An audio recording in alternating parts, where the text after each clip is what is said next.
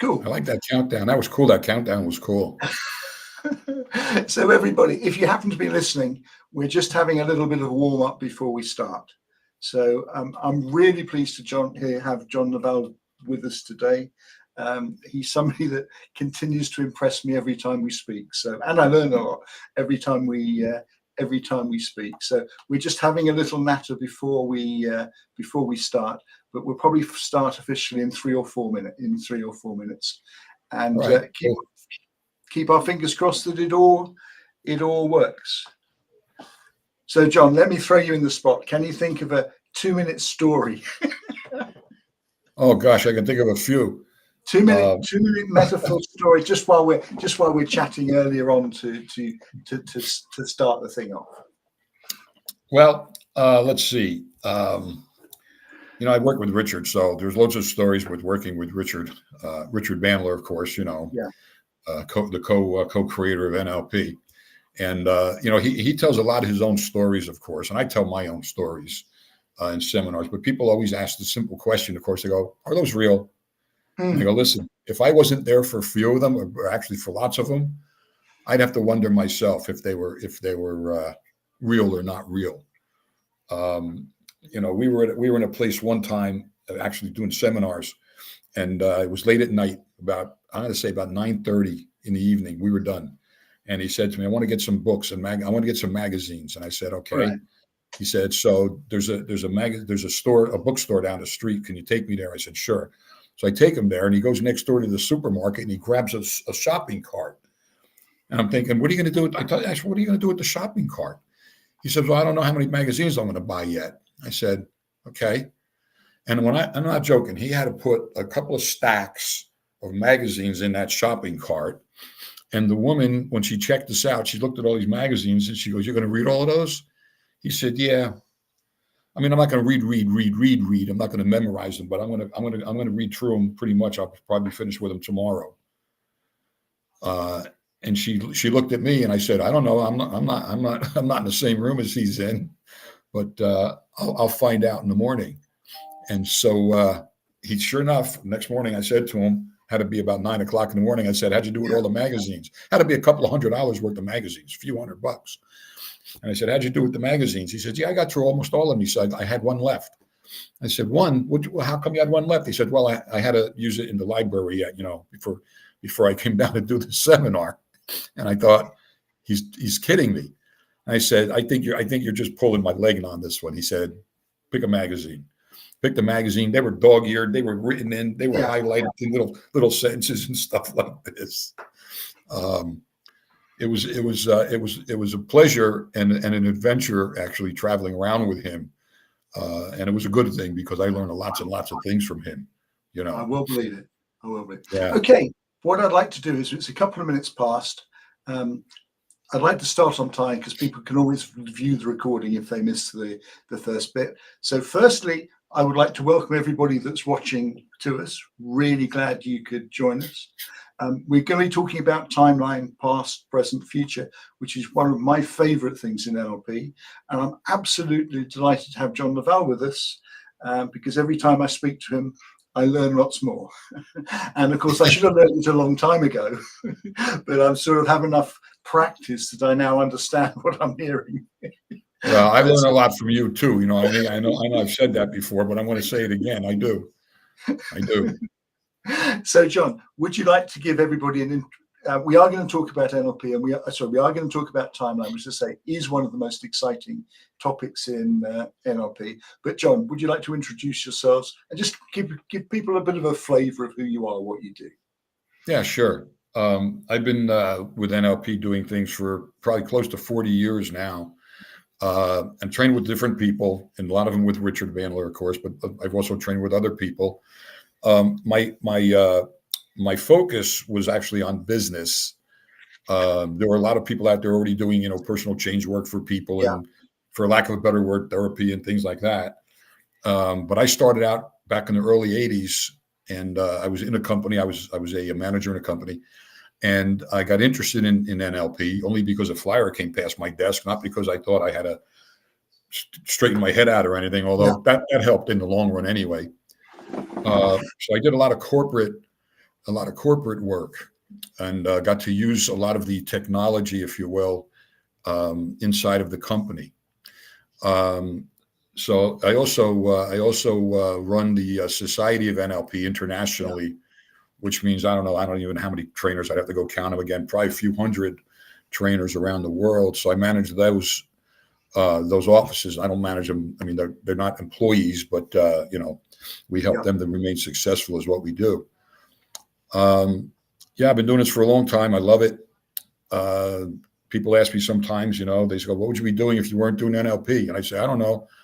I might be in prison for all I know, because, it depends on how you all grew up. And I grew up in New Jersey, which was great, but there were a lot of opportunities to go down the wrong way in New Jersey, of course. But I managed to keep in the lane of keeping it straight, keeping it going, and staying out of trouble. Thanks to my parents, actually, who kept a real close eye on me. But I also learned a lot of things. There's nothing better for someone growing up to have when they grow up with what's called really awareness, situational awareness, that kind of thing. As a matter of fact, I've told people over the years. They said, what kind of a person would you think would be a good person for training NLP, learn to be a trainer of NLP kind of thing, And I say, well, I would take a kid off the street who has good street smarts, because a lot of this has to do with what's going on, noticing what's going on. I would take a kid like that and help them out before I took somebody out of college who has no street smarts. Nothing wrong with going to college, of course, but the street smarts to me count big time, because you've got to notice a lot of things that are going on, and you've got to be a little bit resourceful to getting to some solutions. So that's basically my background. I've managed to stay out of trouble, like I said. I've got a lot of different interests, but NLP takes up, like I would say, most of my time. And we have a granddaughter now, so we get to practice on her a little bit and teach her some things. And she's not even 4 yet. She can count to 10, and she's very sassy. And actually, she's extra sassy, but she asks really, really super questions, even for a 4-year-old. So that just tells me that her parents are trained, so they know how to teach her. Basically, they're going to be doing some homeschooling. And my wife, of course, is she's trained.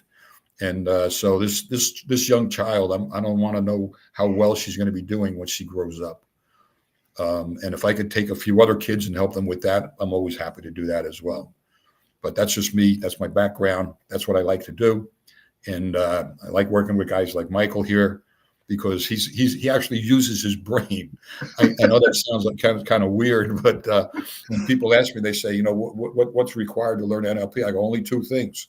What's that? They go, you have to have a brain, and you have to want to learn how to use it. Those are the 2 requirements. And if you're dedicated to that, want to learn to use your brain, then come on in and join the boat, and learn all kinds of things. So I was just talking with a police officer just yesterday. He's actually it might be a sergeant or a lieutenant, and he's in charge of training at one of the big police departments here in Florida. I'm in Florida now. And I said to him, so tell me what you do. And just from his own street smarts and from his own teaching a lot of things from the police side of business, he would explain to me how he teaches new police officers how to de-escalate a problem. So, like, if they're going to question a youngster, and the youngster is going to start right away getting an attitude, or copying an attitude, how to de-escalate. He actually teaches that. When I said, tell me the steps you take, and damn if he doesn't already know NLP. And I even asked him, I said, do you know NLP? He said, no, I've heard about it, but that's why I wanted to talk with you, because I know you do this, and I wanted to learn more about how I can learn to do more of this. But here's a guy who just through his own living on the street, basically as a police officer, learned how to de-escalate things that are important to de-escalate. Doesn't sound like a very exciting kind of a thing, but I can tell you how critical it is, because police officer pulls someone over in a car, they don't know what can happen, but he's already forewarned, forearmed, and ready to go with a set of skills. And so those kind of things, they just tickle me. I just love them. Excellent. Excellent. Yeah. Okay, if I can bring us back, if I can remind anybody looking, I do one-to-one NLP training and I do one-to-one leadership coaching. And if you want to know more, I can tell you later. But thanks for watching. Really delighted we've got John here. John, what short answer to this question, what are timelines? Why do you think they're so useful? Or why do you think exploring them is so useful?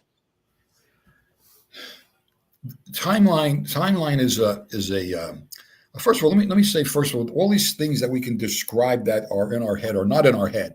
It's not like it's not like if we opened up your skull and I poked around in there, I'd see your timelines any more than I would see your beliefs, any more than I would see your values, any more than I would see, your goals or any. It's just gray matter in there. So the way that we figure things out are going on in our brains is the way we're doing things, but there's no hard way and hard evidence that that's what's in there. So the way we know that we have these things, like for timelines, for example, and I'll explain these to you, is that we all have a sense of let's see, if we have a similar reality.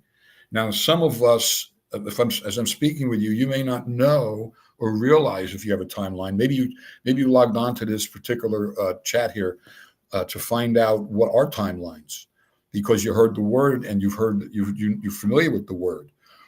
Well, the fact of the matter is that we use, in order to organize our memories, I'll make it as easy as I can, in order to keep our memories organized in our brains, and I've spoken with a couple of neuro doctors, but they don't really know necessarily how some things work, but they do know they work. And I understand that we store our memories in our brain, and we store future memories. I know that sounds kind of weird, but you remember what you're going to do tomorrow. So that's a memory. And then we have what's going on at the present moment. And then we have past things, past memories, past projects we may have worked on, or, whatever, past school experiences, things like that. But we organize those in our brains. So when I say organized, we organize them, first of all, in a space, like spatially. So I don't know how yours are organized, but let me give you a couple of examples. If you take a look at your life, basically, and I said to you, what are you doing tomorrow? What are your plans? Or what are your plans next week? Or what are your plans next year? Or what's your 5-year plan? All those things. You know where those are in your brain, but it's not like they're over here. You would think, oh, when I think about the future, and you're going to point in front of you, for example, to where that is. And if I said, oh, have you done this before? You go, oh yeah, I did it a few years ago. So you're going to point spatially. And you're going to do it like this out here. Even a lot of people will do that, but it's what do we do with it in our head, in our brains? Now, the reason I really like timelines is because from a business perspective, we use timelines. In other words, if we were working on a project, right, your boss might come to you and say, what's the timeline on this project? What's the ETA? Blah, blah, blah. When is it going to be finished? And you're going to look out into that future and have a projection. Things like this. This is what 5-year plans are all about too, which I always laugh about, because I go, 5-year plans are only good until the next big boom. And then when that next big boom happens, that 5-year plan just went down the drain. And, you're going to be thinking about what's our next 30-day plan, just so we can keep our heads afloat. But the fact of the matter is, you've got to do all of that in here with in your brain. So if you have a good idea in how your brain works and organizing time, I like to refer to it as, and then there's the present moment, by the way, which is, you'll hear people say, well, you've got to be in the moment. The best thing to do is be in the moment. And then there's a lot of truth in that under certain conditions. But when I ask you different questions, like I can ask you questions for you to access things in your past. I can ask you questions to access things in your future, even though they haven't occurred yet, because you're planning them. But they're in there spatially in a location in your brain, and you will reference those spatially. Now, some of this seems like it's a little bit, esoteric in a way, but I can assure you it's not esoteric at all. It's a good way of knowing how people plan. What if I said, and even when it comes to priorities of things, like priorities are not based on time management, is not based on time, it's based on priorities. And you can reference something in a timeline. Like if I said to you, tell me the top five projects you have. You might show me with your hands. I know it's a little difficult, on a screen like this. You might say, well, first I got to get this done, and then I can do this one, and then I can do this one. I'm showing you what it is from my perspective, but you're showing me in terms of time. Well, I got to first do this, and I got to do this, and I got to do this, then I got to do this. Now, some people, when they describe it, they go, well, first I got to start this one, but once I get this started and I get to this point, I can start this project while this one's still going on. Now you know how they multitask, you see. So there's a lot to this timeline business. Okay, let me just sort of break this down a little bit. If we're looking at the future, and I say what I want to do is break this talk into the future, the present, and the future, the present, and the past, because there are advantages in looking at all of them. But when I started this, I found the future was the most demeaning one. If you wanted somebody to rehearse a positive future, to come up with almost the experience now of a positive future, so they were motivated for it, and they had a view of where they were going to, because I think direction is very important. What would you advise people do? How would you start? Okay. Well, you can, if you think about it like this, if at the moment in your timeline, let's say you're in the present moment, yeah, that's always possible. Anything you're doing, when you're doing it, you're actually in the present moment.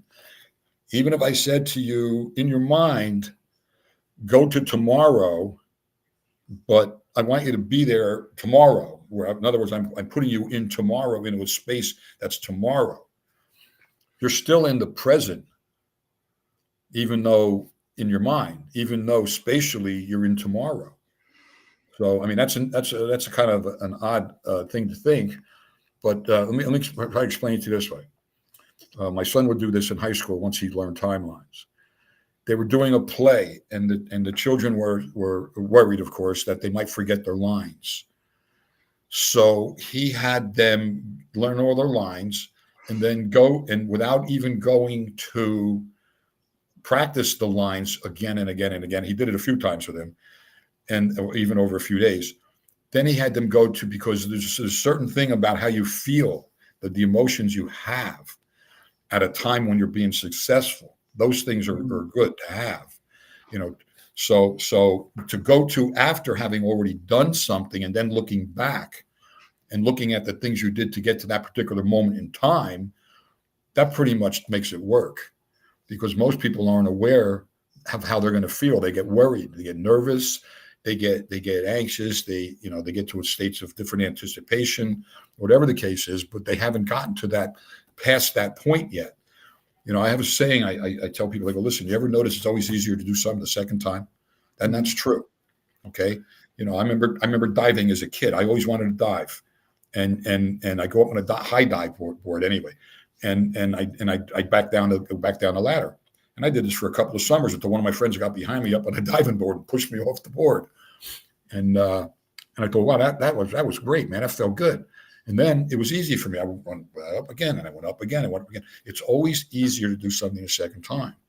Now, the trick is, of course, or the key is, how do you do that in your mind so that when you finally do it again, it seems so it's so familiar to you that it's easy to do. Most people don't understand how that works, and it's all based on timelines.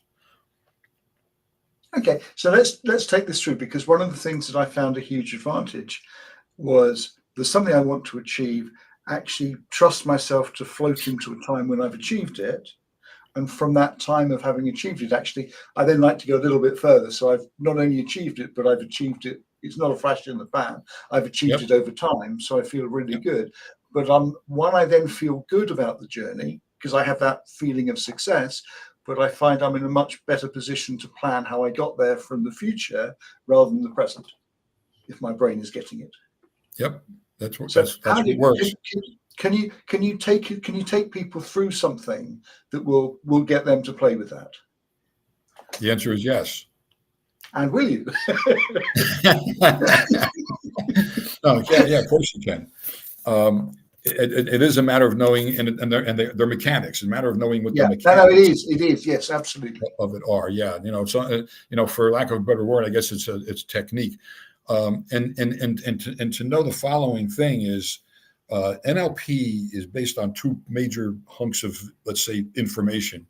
Yeah, The first one are skills. So you've got to be able to have some skills and know what the skills are and be able to use the skills. Now, those are language. You got to use the right kind of language, even if especially when you're doing timelines. Like, I wouldn't want to say to you, think about something in your mind that made you feel good. Now, that's okay because you're going to go back and search for something. But I'm going to say 6 out of 10 times or so, you're going to have a problem finding a time, because the way I asked you the question, you're looking for something, but you're not getting the feeling of it because you're not in the present moment. You only really feel things in the present moment. If you remember feeling good, that means you remember feeling good. You might see the smile on your face. You might remember the activity, but you don't have that feeling, that kinesthetic going on at that moment in your body. But if I said to you, think about this, I know there's something that makes you feel really good, and I wait, you're going to come up with something in your mind really fast. You don't know that I know what it is, and I don't know what it is. But just by the way I asked you the question, because I asked you that and I used present language, basically. I know, that's present. There is something that's present that makes you, okay, that's a cause and effect thing. Feel good, that's present. But if I put that in a structure in a sentence, you're going to get that feeling. And, from there, we can take that, anchor that, and then do the things to go to future. The real important part is that when you have something, even though you may not know all of the solution to what you're going to do, like your project work, you're going to do a project of some sort. There might be something in the sequence of running that project that you may not know. You may not know how to do accounting, for example, let's say. Well, we have to get something in there so that you're either going to hire somebody to do that part in your project, or you're going to go learn how to do the accounting in your project, blah, blah, blah. So there are some things to know about. But the easiest thing to know, if you have a youngster and they're going, I have to go to school tomorrow, but I don't know how I'm going to do on the test, try this one out. Say, I'll tell you what, go inside your mind. Did you study? Let me ask you a few questions just to double check. Yeah. They studied and here's the answers. Great, no problem. But that doesn't prevent them from not being anxious or having a little anxiety about the test. Okay. So once you know that they got the test, they got the information in their head, because that's the one thing to check. Say, let's go to already finished. You already did the test tomorrow. You're finished. It's the end of the day. How'd you do? They go, I did great. Here you go. Then have them look back towards the present and say, look at all the things. Look at how you answered the questions during that test. And then have them take the test the next day and see how they do. This is because of how we run our brains, especially in terms of time. I know more people that worry about things that never even happen. They're not going to happen. And that takes up space and energy in your brain. So, people, look at the people when they're going to get married. They're going, oh, so I'm so nervous. Why are you nervous? You're already committed to thing. You're going to say, I'm going to marry this person. I'm going to stay with them for the rest of my life. What are you worried about? Well, I got to make sure nothing goes wrong at the wedding. Well, okay. Let's go to past having already been married. Now you're done. Take a look at it. Everything work out pretty good? Because we can create our own problems. We're real good at that. We're humans. We can create our own problems. We can create our own excuses in advance based on, who knows? I've sat in more business meetings where I hear people say, well, that'll never happen. I go, how do you know? And they go, well, we tried it out in the past and it never worked. I go, maybe I need a different plan. There's always a way of doing things. Everything starts up here. I did explain it yesterday to this officer so that he understood, that it's not what goes on outside. It's that what goes on up here is where everything begins. What do we do up here in our mind? How many of us get up on a Monday morning and we're driving to work and we're plotting and scheming how lousy the day's going to be? No, it hasn't even started yet. Okay, so if somebody was to ask you the question, Sure. How do I plan for a positive future? how would you answer it? First of all, I'd say, first of all, let's talk about I'd say first thing is let's talk about positive future. There's a whole lot of things in that simple question. One of them is there are things that are out of your control. Yeah, Out absolutely. of your control. Absolutely. Okay. Hey, listen, I have an election coming up here in the U.S. That election is out of my control. I'm going to vote for who I want. Hopefully it works out, kind of stuff. Yeah. But the positive future then is like, okay, what am I going to do if my candidate doesn't win? Am I gonna be a soursop? Am I gonna talk crap and stuff like this, or I'm gonna say, listen, I'm gonna do the best I can with what I have to work with here. So that's another part of the one thing that we don't teach people. We kind of say things as we're growing up. People say things to us that basically say, listen, in 10 years from now, it's not gonna matter. And what we like to tell people is, why wait? Why wait the 10 years? You can plan in your mind that, as we say, shit's going to happen. You don't have control over that, but you do have ways of coping with that when it does happen. And the officer, as a matter of fact, and I had the same discussion because he's having to deal with, as an example, having to deal with teaching how to handle PTSD with police officers when they're cadets and they're just doing the police. And I'm saying, well, what do you mean how to deal with it? How about preventing it? PTSD is a mental structure. Okay, I'm not discounting what can create that, that activity. I'm saying, how are you going to handle that activity? Because two guys or gals or whatever can be in the same situation in the same activity, and one's not going to handle it real well, and the other's going to handle it like a champion, because it's all up here. This is where it starts. It's all up here. So we can learn to prevent. We can build, basically, I'll put it in a different way. We can build new coping strategies. Okay. That's what it comes down to. Yeah. Now, what can go wrong and what can I do to handle that the best I can? Okay. So if you were helping people plan, I don't know, their lives, their businesses. So if somebody's planning, say somebody's starting a business, or they want to dramatically grow the business, they may know what's under their control, but they don't know everything that's going to happen in the future. Right. But I still like the idea of having a future direction. I still like the idea of having a future direction. So how would you get people to come up with I'm going to use the word positive. You can push back, a positive future direction. Sure. And then how would you get them to plan? Because I remember when we first started doing this, I really found it useful visualizing I'd succeeded at something, or throwing myself into the future until I'd succeeded it, and then sometimes going further. So not only I had succeeded, but I had succeeded over time, and then from that point looking at over the challenges and how I'd how I'd overcome them, and I found that tremendously useful. So Okay. So if you're advising people to how to approach their future lives. Okay, I'm gonna jump to another part about skill a little bit. Yeah, that's fine. Okay, so when people look at their future, first of all, let me just put it this way: I've worked with different people who had some crazy timelines. If you want to, well, that's what I would call them. One guy said to me, "I don't know, my life is full of ups and downs," and I went, "Oh, okay." Now this sounds metaphorical. But I decided to ask him. I said, well, what do you mean? And he said, I feel like I'm on a roller coaster ride. I got good days, I got bad days. And I went, well, we all have that in the kind of stuff. But what are you talking about? My future's like that. I said, oh, so you get to look forward to ups and downs all day long, right? He says, well, yeah, I guess that's true. I said, show me your timeline. And it went like this. Okay, it went up like the whole shape in his mind of his timeline was like this. Okay. And I said, okay, so we need to help you straighten something out. And that's in my very, very intentional in my own manner of how I do things. I said, so if we can straighten this out. And his timeline started to get straighter. I said, I'll make it straight. Let's see what happens. Now, the other thing that happened, and people will do this, I said, well, how do you know you're going to have good days and bad days in the future? Yeah. Now, remember, a lot of people build beliefs based on their past. That's what we're taught. Okay, you learn to believe something based on experiences we've had. because we go, well, that can happen again. It's happened once to me once, it can happen again, blah, blah, blah.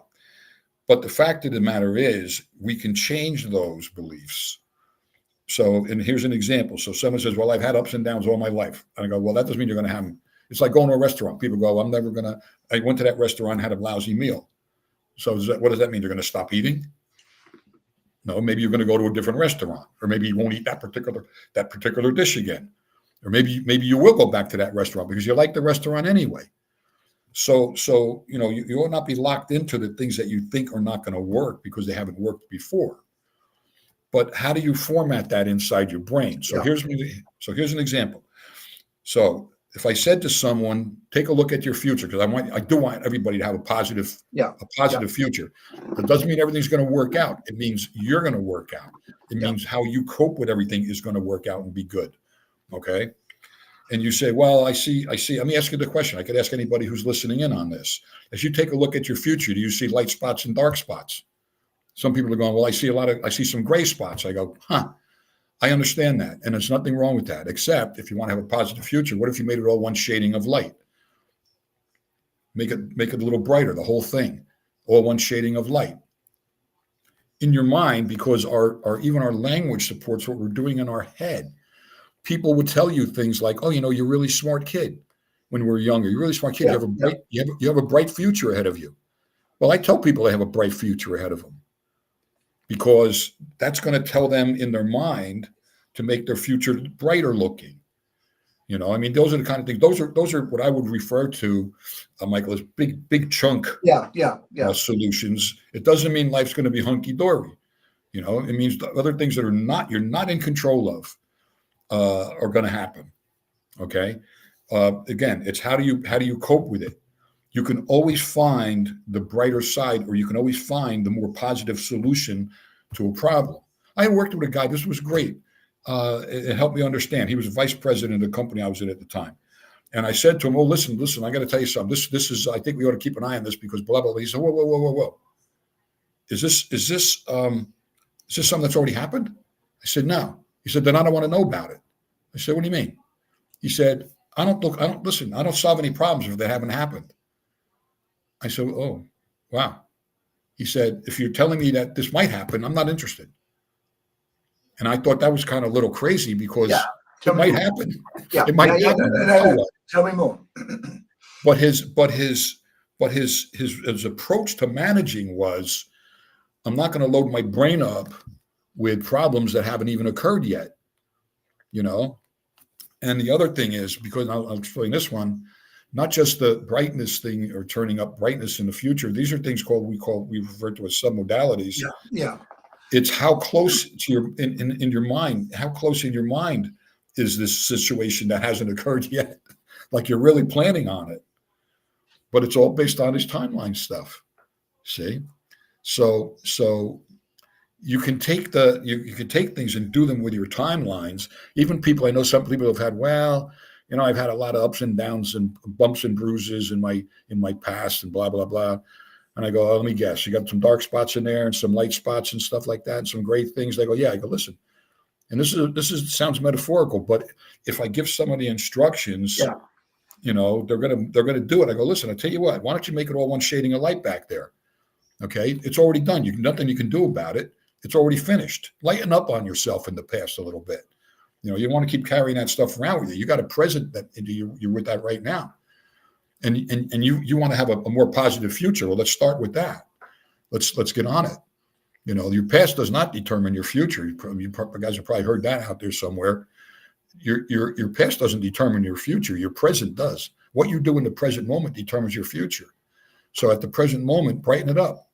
You want to have a more positive outlook, because that's what people say. Oh, you need to have a more positive outlook. Well, what does that mean? But people can't explain it to you. But if you understand timelines, you can explain it to people. Okay.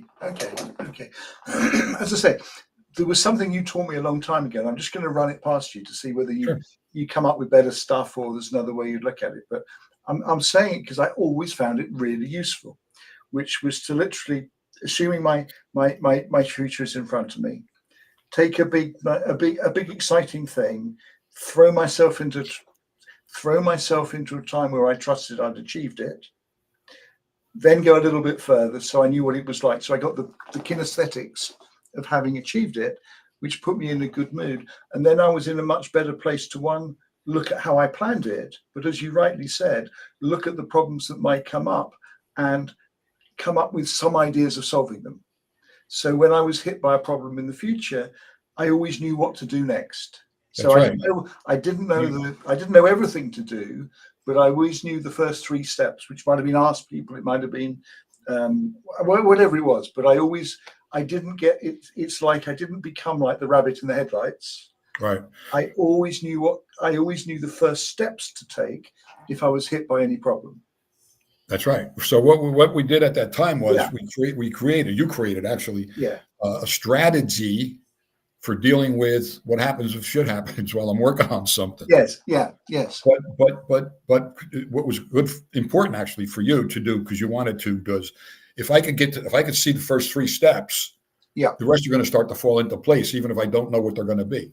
No, absolutely. And I'm sorry, I'm finding from reality now, if I know where I want to go, and I have a rough plan. Too much planning I don't think works, but I've got a very rough plan and a direction, and I start doing stuff, it then becomes apparent what I'm going to do next. Yeah, pretty much.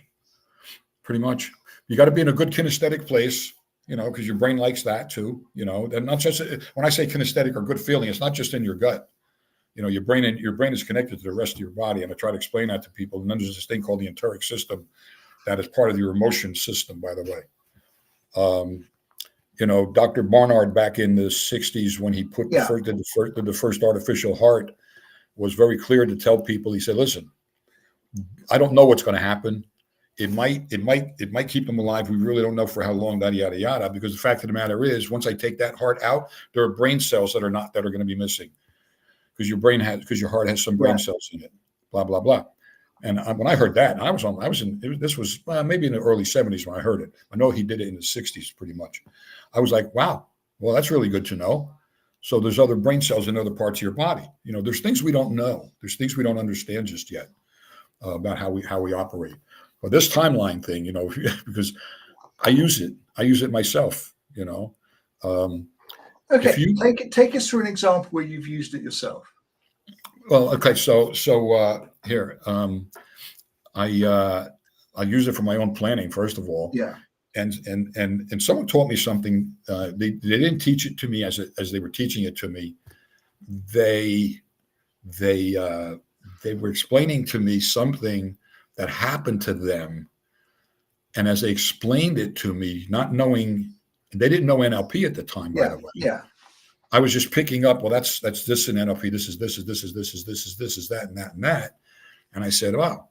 See, I have this crazy belief that if you know that something can go wrong, you can take an action to do something about it or avoid it. I mean, I'm crazy like that. I believe that if I know, as long as I know. And they told me, they said what happened was that they were planning on getting married, all this stuff. And the guy, he got killed inadvertently. I'll just say it just like that. He got killed. Unfortunately, he was carjacked actually, but he died. So, and this person was devastated. Of course, I understand all that. But later on, I was talking to her, and I said to her, but you were planning on marrying. That had to be like really, really crushed her. She goes, yes, it did. But she goes, but on some level, I didn't think we were going to end up being married. I said, that's called intuition. Yeah. I said, based on what? She goes, I could never really see the ceremony in my future. And I thought, holy crap. Now, doesn't mean that she could have saved him, or maybe she could, I don't know. But she could have at least had a little bit more, at least in my mind, this could happen. This is where I was talking with this officer again yesterday. I said, a lot of these guys, they go in, they want to be in law enforcement, and we know what the profile is. It's the excitement, it's this, it's that. They want to help people. There's a whole combination of really, really a good combination of characteristics of these people, but they don't realize that they can get hurt or killed. So this whole PTS thing, blah, blah, blah, doesn't mean they can prevent, but they can maybe be a little more careful going into situations, right? I'm not saying she could do that, but I started thinking, aha. So if I may not may not be able to visualize a situation that I want to happen, I'm either going to see if I can't clarify it. Maybe I need more information because there's different ways of clarifying. And if it still doesn't clarify, you know what? I'm going to give it up. No, I think there's something very important in here, because I say, when I've been playing with this exercise and I've successfully thrown myself into the future, then I felt good about it, then I can plan it, etc., etc. Exactly. On the assumption that I've been able to, without faking it, without trying too hard, I've been able to create a positive feeling of what it's like achieving it. Yep. So I had to get some, not getting details. I had to get some serious surgery, and a couple of years back. Yeah. And I've never been sick my whole life, really, except for a knee thing. And going into the surgery, my family was worried. They go, "Oh my God, what happened?" I go, "Listen, don't plan for me. Just don't plan for me. Okay. I'll see you when I'm done." And they go, "How do you know?" I go, "Because I can see me seeing you when I'm done." And I planned it all that way. It was a very unique experience for me, of course, but the most unique parts were that when I came out of the surgery and my family got to go see me in recovery, they looked at me and the nurse was standing there just staring and said, "I've never seen anybody come out of surgery like this. He looks better than when he went in." Now, does that the way I planned everything was going to be okay? And the other most incredible part of that experience, and still is to this day, was as I came out of the thing after a day or two of the drugs they give me to whatever, I had no pain, which I wasn't sure if I was going to have pain, but I didn't have any pain. So when I saw me coming out, when I was going to be done with this particular surgery, life was going to be great.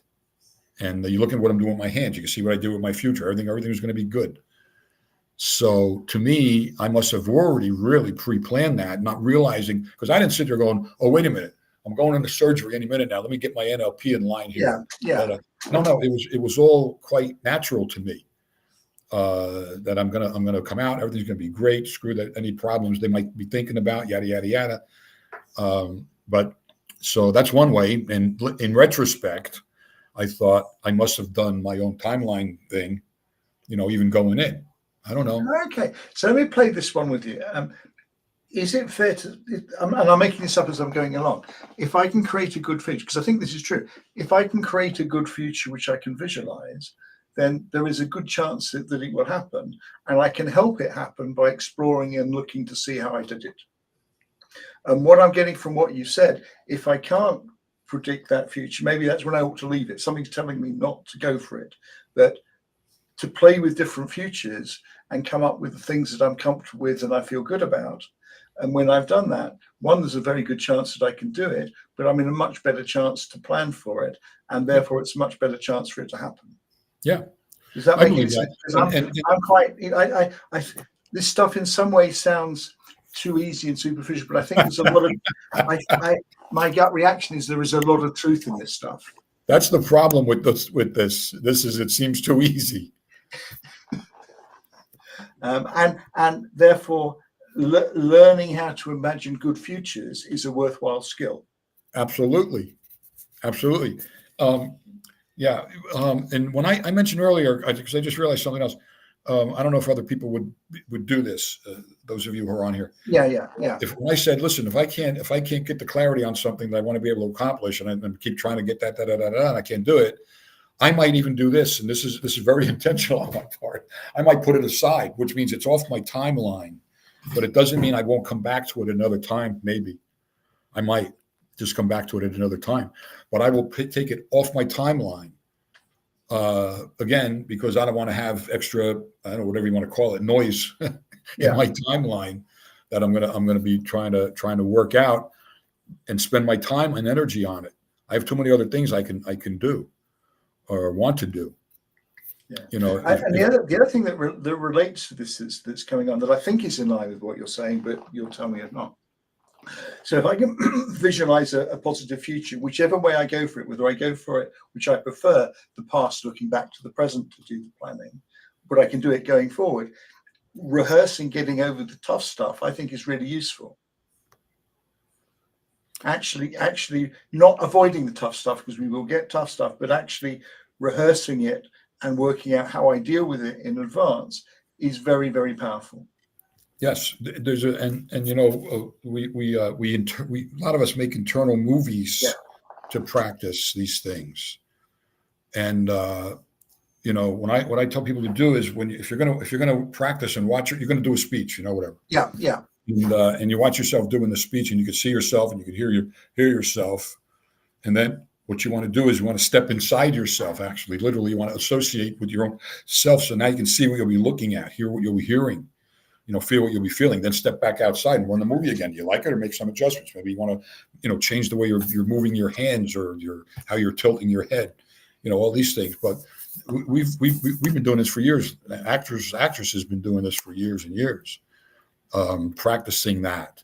But so it's a matter of, you know, doing both. So not only watching yourself, but knowing, you know, going in and experiencing. You're doing the speech. You can feel it and everything, and then step back out and watch it again and make some adjustments as you want. Funny enough, I was talking to a client a couple of days ago, and we would chat, and he was saying that's what he did. That was his natural process of, he was doing it associated, and then he flipped to being dissociated and watching himself, then getting back to the. So, and he had sort of developed this as a natural process. And I say he was a CEO of a top company, so I was actually really impressed. And he was actually describing doing this. Okay, I want to leave this bit about the future. If you were to say to people, anybody listening, what are the most important parts if you're planning the future? What are your top 2-3 tips?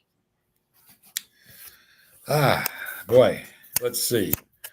You know, most people have heard the statement, you know thyself. You know, But that's a big word. I mean, that's a big statement. You know, get familiar with how you organize time in your brain. Where is your past? Where is your present? Where is your future? And I ask people, where's the present? Which sounds like a silly thing, but a lot of people, they don't have their present in well, there's a couple of ways of doing timelines, but one is where you're going to be on time for things, and one is where you're not going to be on time for things, how you organize your time. But if you're not aware of how you're using your time in your head, that to me, that's paramount. I mean, that's really an important thing, because everything's going to come back to here. It starts here. So that's number one. Number two is to know that you can change things inside your mind. Nothing's in stone. Absolutely nothing. The way I reference time for people to understand another way of looking at things is, we have the present moment, but then we have what I refer to as, we have memories of the past, but we have memories for the future. They're both memories. There's only one preposition thing in there that changes. It's either for or of. So you can change things from the past if you really want to. You can change some modalities of those things, make them, get them out of the way, push them aside, move them spatially if you want, turn the brightness down on them if you don't want them. How close are they? Move them further away, all those kind of things. But what you're going to do, again, just changing the things in the past is nice.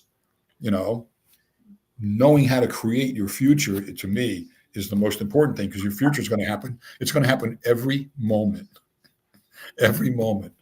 because we go from moment to moment.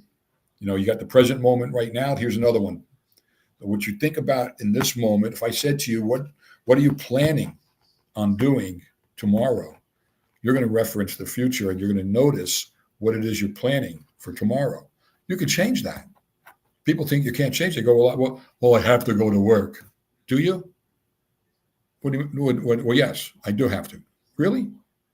No, I can take the day off if I want to. Oh, okay. But you can use that word "have to" if you want to.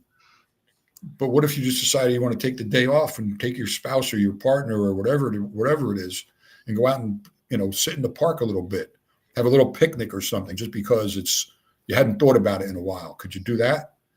Well, I could. Well, would you? Now, the more I change those words, the more the things are going to change inside your mind. the images will change a little bit. You might not want to take the day off. You might say, no, I'm good. I could do that on Thursday. Now you've already told me you've already changed Thursday. So you can change your mind. That's I can't overemphasize that.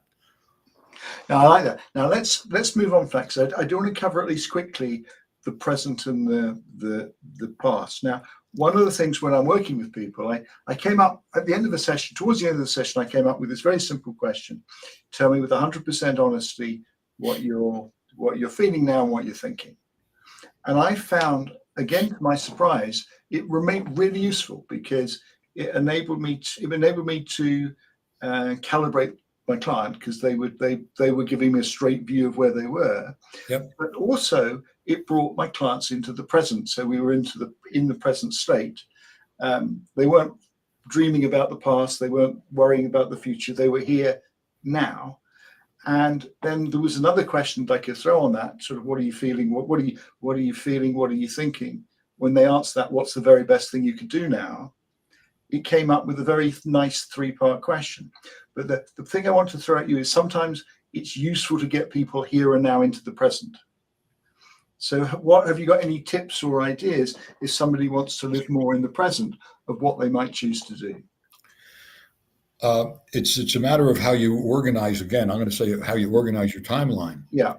So I'll give you a couple of different ways that generally people have their timelines. Some people, there are two major things to understand about the in time or through time. If your timeline is not going through your body any place, it's out here someplace. It could be over on the side. It could be going like this in front of you, but it doesn't intersect your body. That's referred to as through time, because you can sort easily through time. Okay. I wish they'd have called it something different, but that's what it is. Yeah. Because the second way is if your timeline intersects your body any place. A lot of people have it running through their head. Some people it runs through their chest. Some people have it run through their stomach. Sometimes people have it going this way, but it's through their head this way. The past will be on one side. The future will be on the other side. The present, mostly in their head. That's going to be referred to as in time. Now, if you organize your timeline, I don't know how everybody has it at the moment, and I can't even see you guys and gals. And I said to you, take your timeline and put it out there in front of you, and might close your eyes, put it out there in front of you, and just feel what that feels like. And again, I'm not able to calibrate what each of you would normally do at the moment. And I say to you, okay, put your timeline back the way you want it, and then open your eyes. And then I'm going to ask you a question. And of course, I can't see your hands, but how many of you was that a little bit disorienting? Because you've never had it that way. You would never have thought about it that way. Okay, now do the next one. Take your timeline, right, and run it through your head. Close your eyes, run it through your head so that the past is behind you now. Yeah. Right. And the future's right there in front of you, but you're in the present is inside your head. But then I'm going to ask you to do one more thing before we do anything else. I want you to take the future, and I want you to put your hand, even though I can't see you, but this will help you out. Put your hand, where does your future begin? For most people, it starts somewhere 5, 6, 7, 8 inches in front of them. Take that timeline and pull it back. Move it back like with your hands and put it just behind your eyeballs. That way you're looking right into the future as you're acting in the now, but the present is still inside your head. That when you're thinking in the present, you're looking at the future. You can actually see the pros and cons of what you're thinking about. That's interesting. And then it makes it much more easier to decide about things. That's when you can actually take something, stick it in the future, and see if it's going to work or not. But now take it back and take your timeline again and move it back out, put it the way you want it. Okay, however you like it before. And notice, was it, for how many of you was it disorienting? It's only disorienting because you're not used to it. But here are the two differences. When you're through time, in other words, you're dissociated from your timeline, means it doesn't go in through your body at all. It's outside of your body. That's when it's easier to keep track of things. You're more apt to be on time for things. Okay, you're going to be on time for meetings, dates, and everything else, appointments. But when it's intersecting your body, and you're in the, that's when you're in the moment, by the way, when it's intersecting your body and the present is in your head, but your timeline regression goes through you like this somehow. That's when you're more apt to not care to pay attention. When you're at a party and you're having a great time, you're not thinking about time, you're in time. That's when that time, your timeline is intersecting your body. You're happy, you're enjoying the moment, you're enjoying the times that you're there. You're not thinking about other things. You might even stop for a moment and go, oh my gosh, oh, I got to get going. Oh my God, if I got a meeting tomorrow, I really got to get going. But that means you stepped out of your timeline for a second. And then you realized, oh, now I know what time it is. Otherwise, when you're really in time, you don't know what time it is. You're not paying attention to time. That's a good thing to do. You know, that's a good thing to do when you're with your family, your friends, your loved ones, all those kind of things, you know, so that you're not judging either. Because when you're making a better connection because you're in always making better your emotions. Absolutely. You're not able to look at it logically. So yeah, no, I get that. In fact, that's interesting because I haven't looked at it like that before. So I will play with that. Yep, absolutely. Yep. I will play with that. Okay, let's move a little bit to and sorry, just to finish this bit off, what are the advantages of being present, whether you're in time or by the side of your timeline, but you're in the future, you're in the present? What are the advantages of sometimes us not floating off in the of being in the here and now? Let's see. What are the advantages of being in the here and now? Yeah. Actually, is that what you want to? Yeah. Well, you're not going to judge. You know, you're not going to judge things so easily. Most people well, they'll make very emotional decisions, more so when they're in time. When they're in time, you know, when they're associated to it, when they're in the here and now. Some people have a great set of doing it when they're in the now, that they can actually process information and make decisions. But if you're going to make good decisions, you've got to be in a good kinesthetic, a good emotion. Yeah. When you're going to make decisions, if you're ever like not in a good decision, it's like they say, you know, listen, if you're hungry, don't go food shopping. You know, I mean, that kind of thing. It's almost the same thing. That's not the time to go food shopping. But so when you're in time, in other words, it's intersecting your body. You're in the here and now. You're in the moment. You're going to appreciate what's going on at that time in the environment that you're in. Yeah. And that's really what happens when you're dissociated and your timeline's not going through your body like that. So therefore you're dissociated from your timeline. You're in a different position to make decisions, and you will even compare some of those before you make the decision to past decisions. Now, it's not a bad thing, okay? It could be a risk if you made bad decisions in the past, and now it prevents you from making another good decision. So there are parts about that, but you know, we have ways of doing all those things too. Okay, and just talk a little bit about the past. Now, there's something I'll mention, then I'll throw the subject to you. There's something about the past that I've been working on with that over some time. Whereas if people have problems in the past that they haven't yet addressed, sure. Something that I found useful, and I say you may come up with some better ways of doing it, but something I found useful, and I know even as I explain it, a bit of my brain goes, Mike, what planet are you on? But it still works. So I'm not too worried about that. Good, I'm not alone. That I actually, and I get clients to do this, to actually go to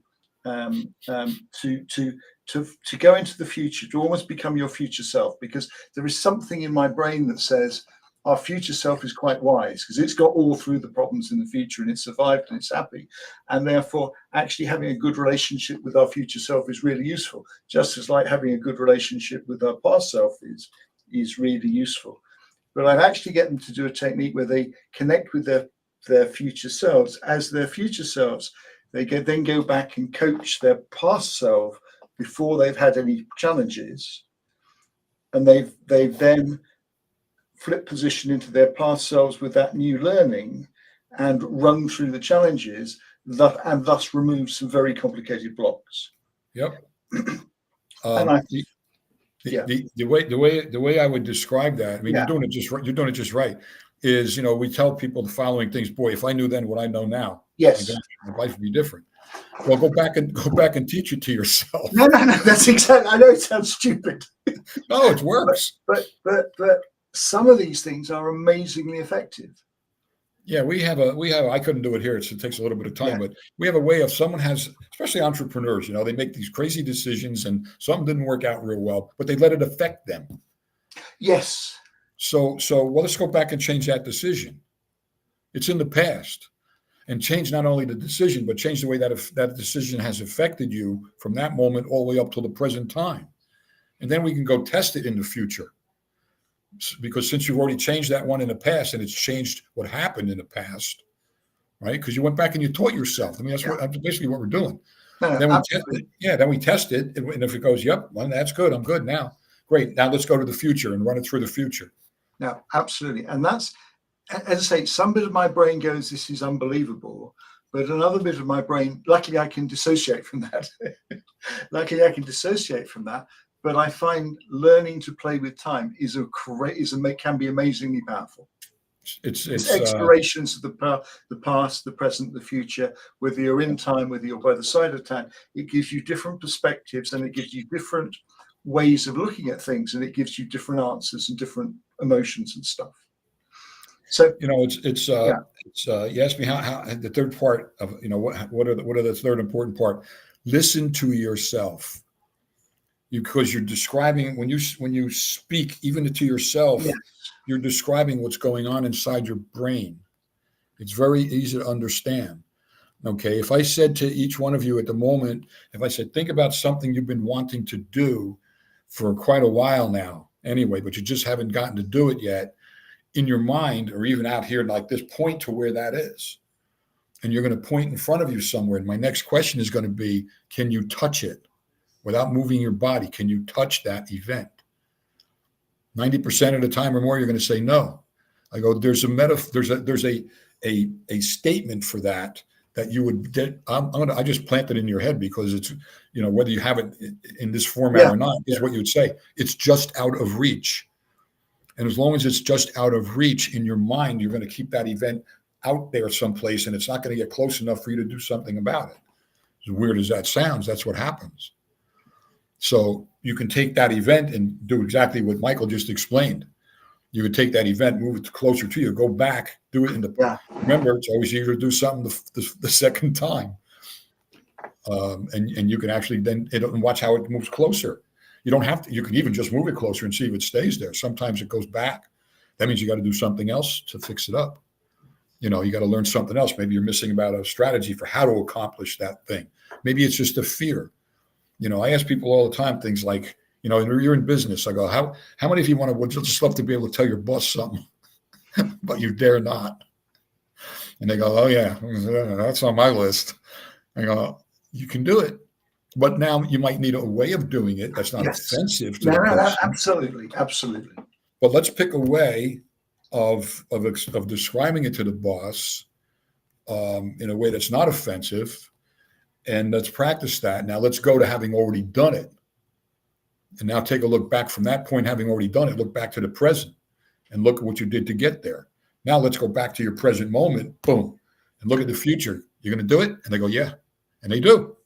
But they understand they have to be, you can't just go in and tell the guy, you can't call him names, calling your boss an asshole is not feedback. No. However, I think you've got over something that's really useful about NLP. It's being able to look for different perspectives. It doesn't mean that everything is right. You still have to work out how to do it. Sure. But it gives you more information to look at different ways of doing it, so you can choose the best one. Yep. Choices. People ask me, what got me into this NLP thing? I say, I realized I had choices. I didn't know I had. Number one, I didn't know I had choices. And number two, because they go, well, that's you. Okay. I'm stuck with me. All right, I'm fine. When I realized I had choices, then I had to figure out where am I going to find those choices? No. I think there is a huge key in this. That one of the things about exploring this stuff is it gives you flexibility and it gives you options and it gives you choices. The person with the most toys dies when they win. I'm sorry. The person with the most toys when they die wins. I heard that someplace. Toys meaning choices. No, that's good. We've sort of come to the end of the hour. Thank you very much for this. Is there anything you'd like to mention to the audience that you're doing? I'll mention your website when I drop the note out. But is there anything anything like to plug? Well, I'm not a particularly great self-promoter person, but we got seminars coming up, with Richard, Dr. Bandler, kind of thing. And he's getting a little up there now in age. He's going to be 75 next year, but he's still kicking away pretty good. Still weaves, bobs and weaves, and gets the stories going and helps people to change. You can go to my website. Michael will tell you about that. Yeah. I mean, I think I'm good when I watch people and help them get better and better and better and better and better and better. That whole thing. So we got a bunch of websites. We do run Richard's website. We're on Facebook. I call it Food Book sometimes because I put something up there. But you can follow along. You have questions, you can always message us, things like that. Yeah. So I'm not one of the, even in our seminars, I don't hawk products and books up there and beat my chest and all that kind of stuff. Not really. But there's one thing I do want to say. Okay. And some of you have been here before, I think. I'm not sure. Let me tell you about Michael. Okay. I've known Michael a good long time.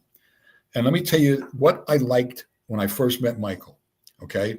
The first thing was he said to me, before I even go into this seminar, this was in the UK somewhere, he said, I'd like to have a chat. He said, can we have breakfast? I said, well, that's more than it. I'm thinking to myself, breakfast is more than a chat. Sure. So we have breakfast. And I got to tell you, those English breakfasts, I don't know. I'm not a big breakfast person to begin with, kind of stuff. But anyway, we chat and had breakfast. And he was asking me some very, very good questions. And I calibrate people, and it's easier for me to decide about people if I know the questions that they have and they ask them. This guy he's so fastidious, and he is, let me think about that. When there's a problem for him to solve, he's like a Rottweiler. He's not going to let go of that problem. He's going to solve that problem. That's Michael. That's Michael that I know. He's got enough flexibility in his mind. He's going to check out resources. He's going to check out other things. He might even go in, I don't even know what. He might read comic books to see if there's a solution in there. I don't know. But he's that resourceful, and that's one of the things I really do like about Michael. I don't do these Zoom things with a lot of different people. I do choose and I pick and choose a little bit carefully when someone asks me. So I'm happy to be here, and I'm happy that Michael invited me here. Thank you very much indeed. Thank you. You're very good. You're very good at what you do. Thank you for everybody for listening. It's really appreciated. Thank you much. You all have a good one, and wake up each and every day and just think life is good. Life is wonderful. Very good. I like that. Okay. Okay. Cheers.